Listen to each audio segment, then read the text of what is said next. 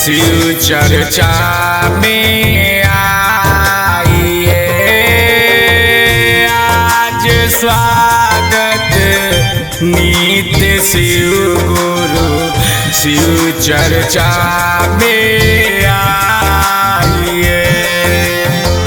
क्रोध चोरी झूठे लालच इसको दूर भगाइए, आज स्वागत नित्य शिव गुरु शिव चर्चा में आइए, आज स्वागत नित्य शिव गुरु शिव चर्चा में आइए।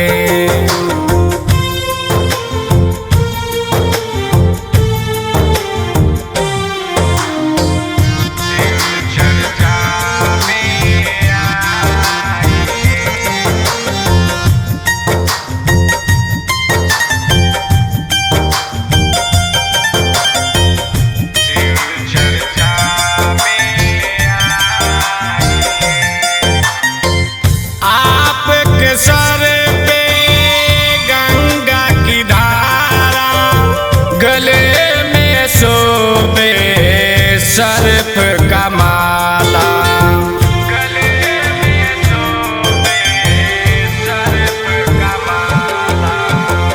आपके सर पे गंगा की धारा, गले में शोभे सर्प का माला।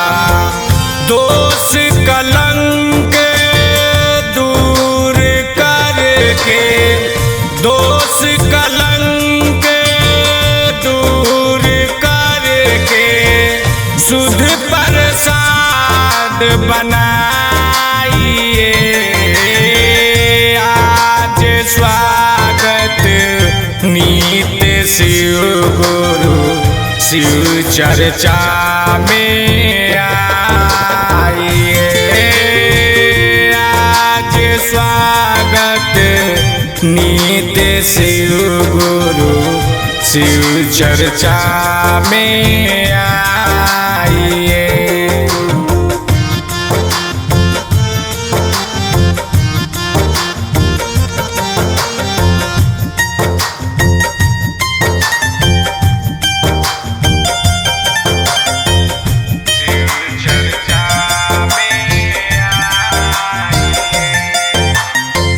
आप रहते हो पर्वत पर, आ जाओ ना धरती पर, आ जाओ ना धरती पर।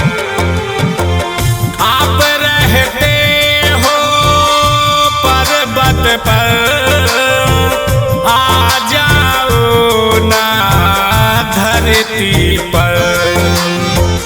हरिंदर भैया लीलम दीदी, हरिंदर भैया लीलम दीदी, आप दोनों भी आइए, आज स्वागत नित्य शिव गुरु शिव चर्चा में आइए, आज स्वागत नित्य शिव गुरु शिव चर्चा में आइए।